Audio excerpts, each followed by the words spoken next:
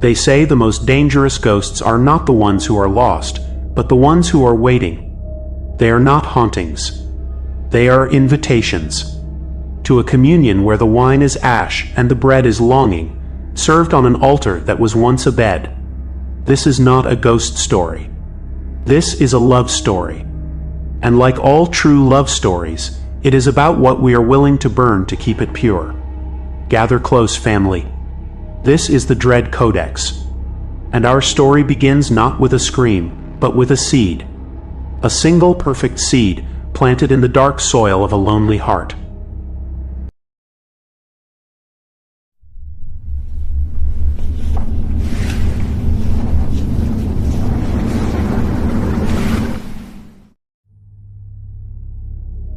My name is Jude, and this is my testimony.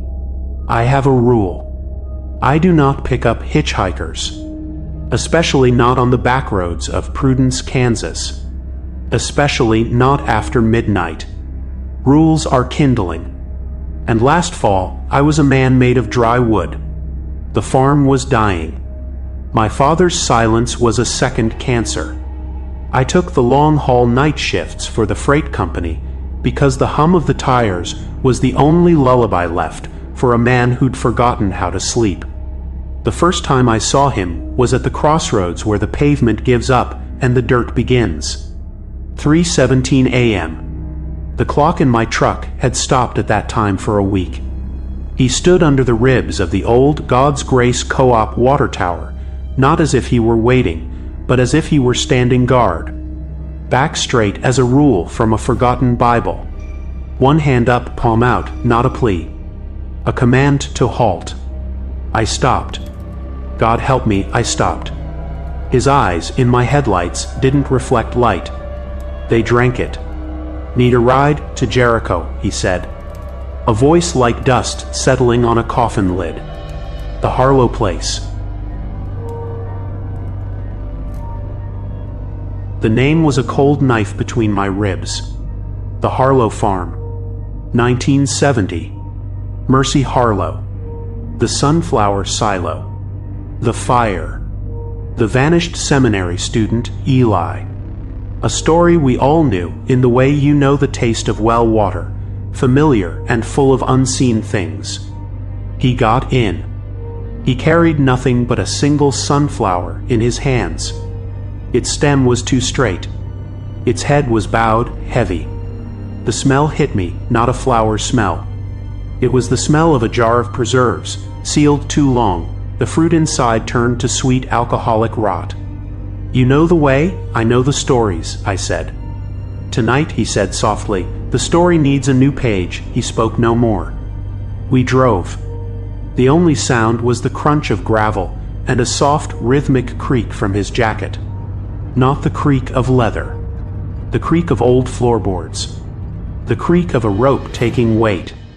When the dead vines choking the Harlow gate appeared, he said, "Here." I stopped.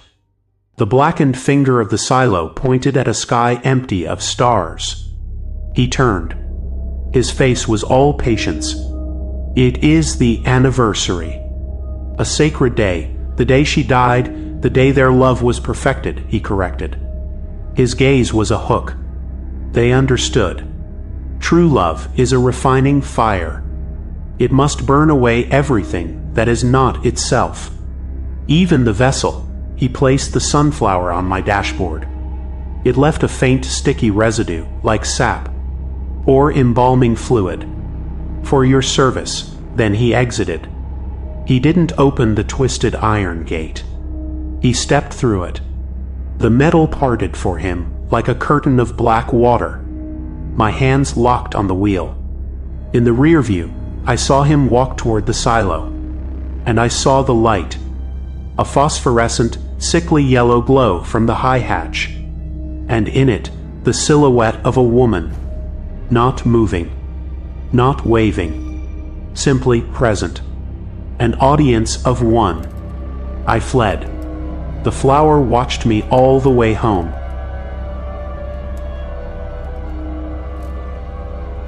I told myself it was fatigue, a waking dream, but the smell wouldn't leave the truck. It seeped into the upholstery, into my pores. My dreams changed. Not nightmares of chasing, but dreams of watching. I was an audience member in a dark theater, watching two figures on a stage of ash performing a play whose only lines were a hymn sung in broken harmony. A week later, shaking, I went to the Prudence Historical Society. Old Mrs. Brennan had eyes like quartz. She slid a brittle newspaper to me. The headline, Inferno claims farmer's daughter lover missing, but it was the photo. A church social. Mercy smiling, a light in her. And beside her, Eli, his hand on her arm. Not gentle. Proprietary. A look not of adoration, but of assessment. Like a sculptor judging the marble. Mrs. Brennan's fingernail, yellow as old bone, tapped his face. He wasn't just studying the word. He was from a line that believed they wrote it. A god of pure, clean fire. He didn't want to marry her, son. He wanted to canonize her. To seal her love away from the world, forever pure. The fire, that was his wedding chapel, and him, my tongue was dust. Gone, she whispered, the word slithering across the table. But the farm isn't empty. A shrine needs a keeper, and an eternal love needs an eternal witness. That night, the heat began. A dry, baking heat from the inside out. I woke on the bathroom tiles, the cold shower water feeling like boiling oil on my skin. I coughed, and a black, gritty paste speckled the porcelain. Then came the night of silence. No crickets. No wind. My truck, dead in the drive. But the interior light flickered on. On the passenger seat, a new sunflower.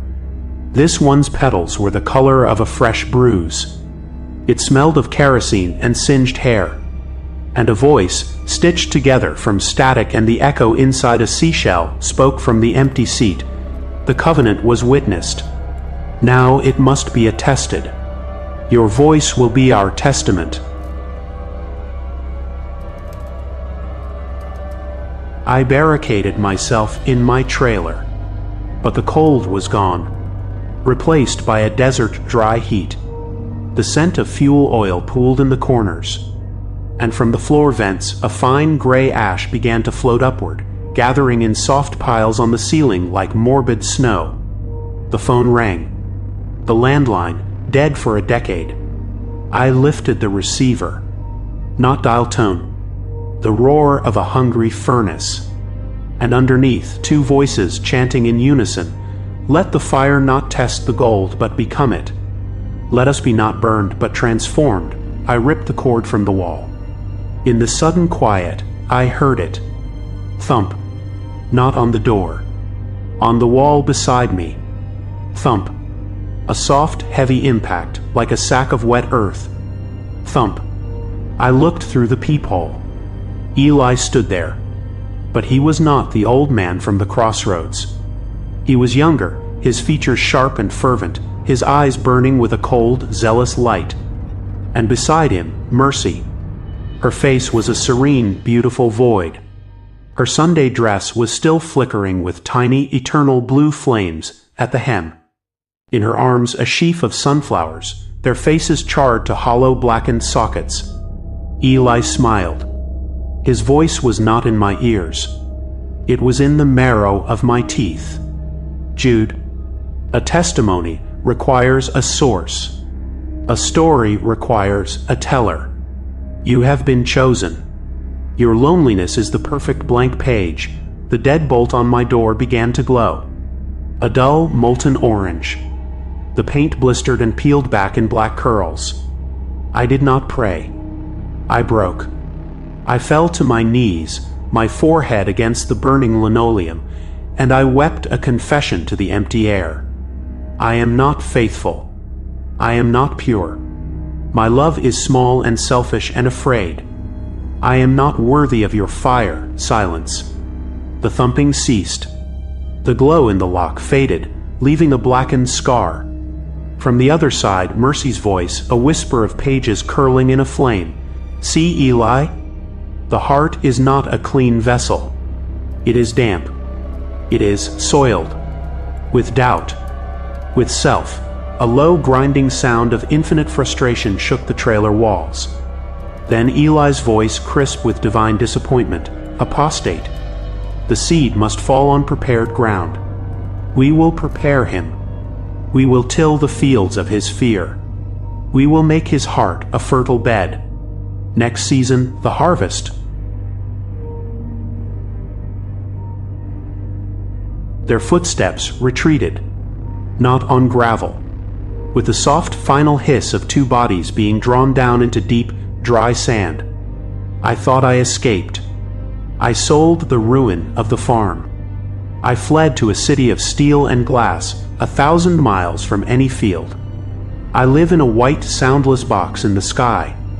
I thought geometry and concrete were wards against the organic, against things that grow.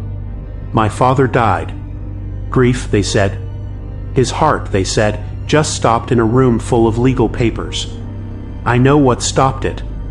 It was the sound of a shovel biting into earth in a place with no earth. Last night, the power went out. Only in my apartment. In the perfect airless dark, a new scent bloomed from the central vent. Not metal and filtered air. The rich, profound, terrifying smell of freshly turned earth. Iowa topsoil after the spring plow. A smell of potential. And a sound. A soft, dry rattle. Like 1,000 tiny dead things shaking in a gourd. I turned. In the corner of my bedroom, where two blank walls meet, the flawless laminate floor bulged. Then it split. A single pale green shoot pushed through. It grew with a sound like stretching tendons. It climbed, vein-like, up the white wall. It reached the ceiling and began to spread across it, a net of hungry, verdant veins. At its center, a bud swelled. It pulsed like a heart. And opened. A sunflower. Impossibly gold. Obscenely perfect. And from its dark central eye, a tiny hand emerged. Fingers of delicate, polished charcoal. It unfolded, gesturing to me. A greeting. A summons. A voice blossomed in the center of my skull. It was woven from my father's last confused sigh, from the whistle of prairie wind through a rusted fence, and from the serene, hungry silence of Mercy Harlow. The ground is ready, Jude. The anniversary approaches. We have been gardening in your solitude. We have been watering you with your own dread. Do you see now? You were never running away. The tiny, charred hand beckoned. You were being planted. This is the testimony of the Harlow Covenant, Privacy, Kansas. It is not a haunting. It is a cultivation. The ultimate horror is not violation, but purpose. To discover you are not being hunted, but tended. That your fear is not a symptom, but a fertilizer. That the empty spaces in your life were not accidents, but furrows, plowed by a love so absolute it insists you become part of its eternal, burning ecosystem. So listen, family. If you feel a loneliness that doesn't ache, but aches to be filled, if you find yourself drawn to a warmth that smells faintly of a long-extinguished flame, if you ever hear the sound of roots, growing not in earth, but in the quiet places behind your thoughts, salt the earth of your soul. Set fire to your quiet places. Some stories don't want to be told. They want to be reproduced. They are not echoes. They are seeds.